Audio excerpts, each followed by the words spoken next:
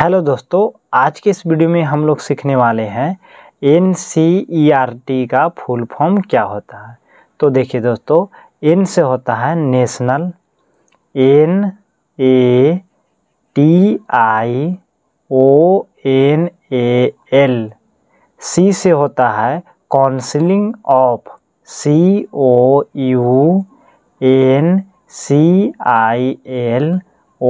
COUNCILOF।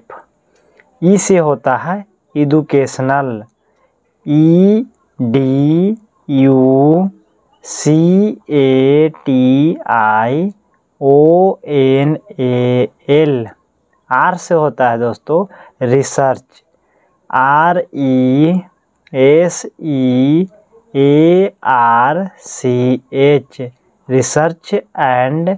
T से होता है ट्रेनिंग, TRAINING।